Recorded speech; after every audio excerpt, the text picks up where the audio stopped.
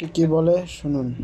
আমি যদি মারাও যাই আপনারা পিছপা হবেন না, আপনারা এই আন্দোলনকে সফল করেই ছাড়বেন।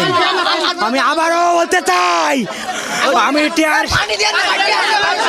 টিয়ার সেল খেয়েও ক্যান্সার হয়নি। আপনারা যারা সুস্থ আছেন আপনারা পিছপা হবেন না, আপনারা এই আন্দোলনকে সফল করুন।